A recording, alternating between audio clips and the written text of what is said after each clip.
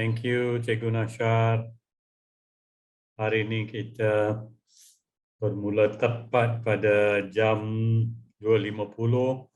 Saya mengalu-alukan kehadiran guru-guru yang sempat join kita sebelum sesi hands-on bermula pada pukul 3 nanti.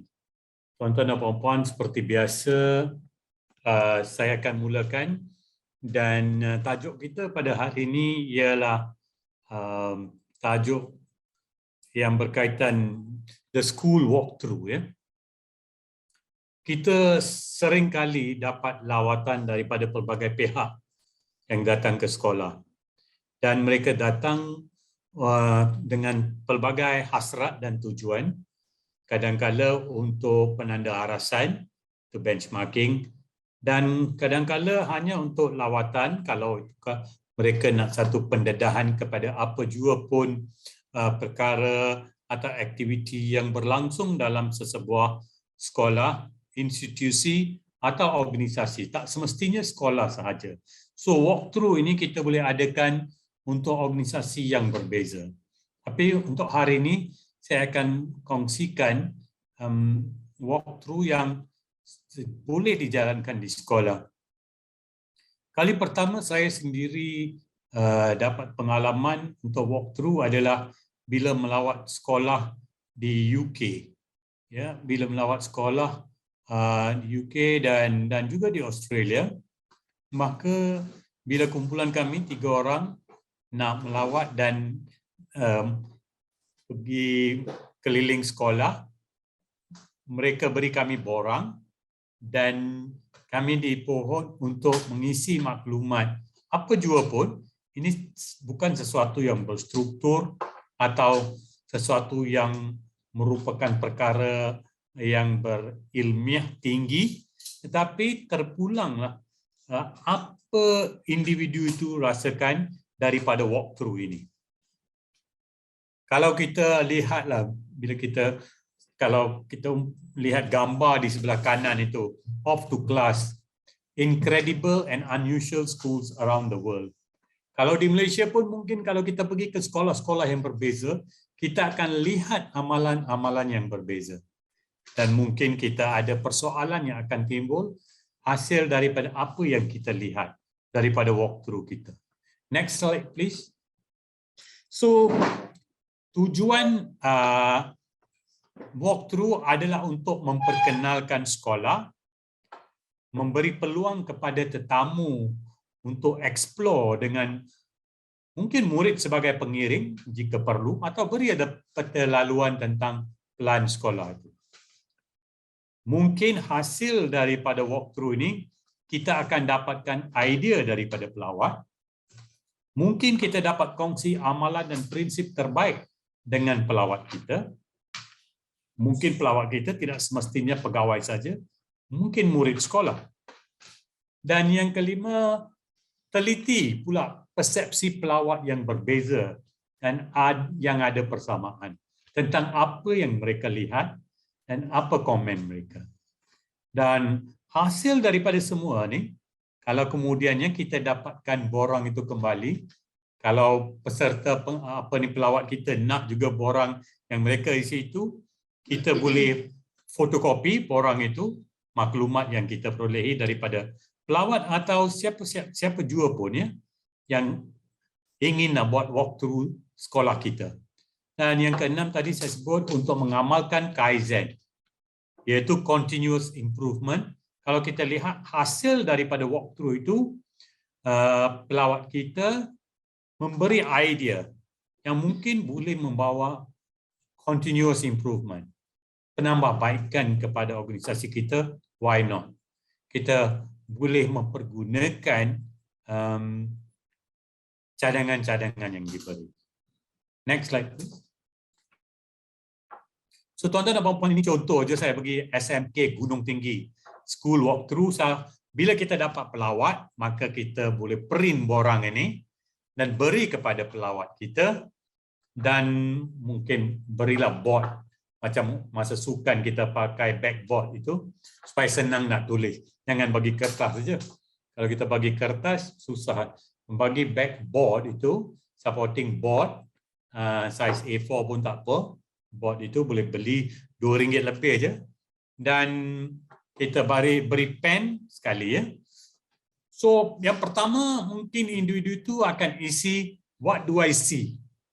Apakah yang saya lihat sepanjang perjalanan dalam kawasan sekolah, di koridor, masuk ke dewan, di padang dan sebagainya. Apakah yang dilihat? So pelawat kita boleh menulis. Ya. Yang kedua, what do I wonder? Apa yang saya fikirkan dalam minda saya daripada apa yang saya lihat? So umpamanya bila melawat sebuah sekolah di Australia, kita lihat lepas satu sesi 45 minit PDP dalam kelas, murid keluar dan pergi lari keliling padang. Which was very odd. Lepas kemudiannya bila kita buat rumusan lawatan kita, bila tanya apa yang kita fikirkan tu, what was happening actually, dia kata mereka ada program yang dipanggil half and puff. Half and puff ni, murid dah lama duduk, mereka diberi peluang 10 minit untuk keluar aktiviti fizikal sebelum balik ke kelas. Of course, cuaca di setengah negara sesuai untuk perkara begitu. Mungkin tidak panas dan murid tak berpeluh sangat. Ya. So, kalau dalam lawatan kita ke mana-mana organisasi, khususnya sekolah, kita akan lihat pelbagai amalan-amalan yang berbeza yang berlaku di sekolah itu. Maupun berkaitan dengan PDP atau bukan PDP. Kalau kita lihat pelajar berada di bawah pokok, why are they there? Why is the class under the tree? Or ada dekat kebun di sekolah itu? Dan sebagainya. So what do I hear? Apakah yang saya dengar? Murid sedang menjerit?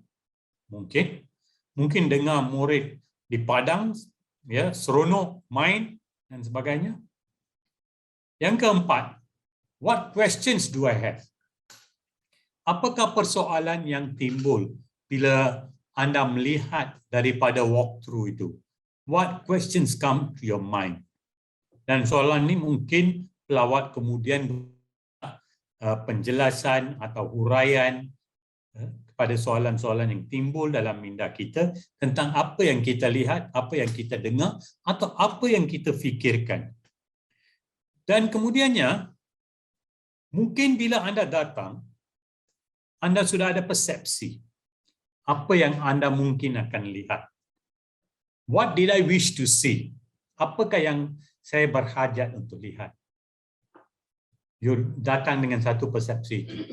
Adakah anda dapat lihat apa yang anda hajati itu? Dan who did I see? Siapa yang dilihat? Mungkin anda lihat pekebun, pembersih tandas. Of course, nampak guru. Apa guru itu sedang buat? Mungkin guru sedang berlakon depan kelas. Mungkin hari itu guru sejarah itu pakai pakaian yang sesuai daripada era sejarah yang dia ajar itu. So, siapakah yang saya lihat dan apa yang sedang beliau buat? Itu soalan yang keenam. So tuan-tuan dan puan-puan, saya tambah dua soalan yang terakhir ini. What did I wish to see and who did I see doing what? Kepada 4 soalan daripada pengalaman yang melampau saya. Tuan-tuan boleh tambah juga untuk jadikan walkthrough ini lebih bermanfaat untuk maklumat yang pihak sekolah atau pihak guru perlukan untuk penambahbaikan dan tujuan-tujuan yang saya sebut tadi. Atau hanya untuk maklum balas saja. Atau hanya untuk memberi satu renungan kepada pelawat kita tentang apa yang mereka lihat. Dan mungkin ada juga idea daripada institusi kita, daripada organisasi kita, daripada sekolah kita di bawah untuk diamalkan dalam organisasi mereka sendiri atau di sekolah mereka sendiri. So, bukan susah nak adakan walkthrough ini. Kita boleh reka sendiri. Borang ini tuan-tuan dan puan-puan boleh dapati daripada nanti akan dimuat naik dalam portal, atau boleh minta daripada urustia untuk CDL ni, tak ada masalah. So, next slide please. Ada banyak contoh ya apa yang berlaku. Kalau kita lihat dalam gambar yang saya sebut tadi, off to class, murid sedang bawa kerusi mereka sendiri. Ada setengah negara mungkin anda akan nampak bilik darjah itu tidak ada pun dinding di tepi. Bukan saja kita ada school walkthrough, tapi kita juga boleh ada classroom walkthrough. Dan di pelbagai tempat walkthrough itu akan bawa balik maklum balas yang berbeza. Of course, kita juga pernah dengar gallery walk, learning walk dan sebagainya. Ada persamaan dan ada juga perbezaan di antara tujuan-tujuan learning walk, walkthrough dengan gallery walk. Bila kita adakan exhibition dan sebagainya, town hall untuk kongsikan suatu idea, kadang-kadang kita paparkan dalam sebuah dewan kecil dan kita bagi sticker note kepada pelawat untuk mereka bagi komen tentang apa yang kita paparkan dalam bilik itu. Itu merupakan satu jenis gallery walk. So tuan-tuan dan puan-puan, saya rasa kalau tuan-tuan dan puan-puan buat gallery walk di sekolah sendiri atau buat walkthrough dalam sekolah sendiri, anda akan lihat apa maklum balas, apa amalan atau ada dalam minda seseorang pelawat itu. Maupun dia guru daripada sekolah lain atau orang awam. Next slide please. So saya selalu akhiri dengan ungkapan bahawa buku adalah beban latihan untuk minda. Kalau kita nak menambahkan ilmu, maka kita boleh dapatkan ilmu itu daripada pelbagai sumber, termasuk buku dan juga internet dan sebagainya. Dan dalam beberapa sesi yang lepas, saya nak kongsi juga 2-3 kata hikmah yang lain. If a child can't learn the way we teach, maybe we should teach the way they learn. If a child can't learn the way we teach, maybe we should teach the way they learn. Sebab murid ada cara mereka belajar yang berbeza. Ya, memang sukar, bukan mudah. So, itu saja daripada saya. Saya ucapkan terima kasih kepada cikgu yang mengambil tugas, Dr. Zalina hari ini. Saya harapkan tuan-tuan dan puan-puan have a nice weekend, ya. Dan terima kasih kerana dapat bersama kita pada hari Jumaat ini. Dan saya harap tuan-tuan dan puan-puan boleh adakan walkthrough di sekolah sendiri dengan menggunakan soalan-soalan yang saya kemukakan atau boleh reka juga soalan sendiri. Itu saja, sekian, terima kasih.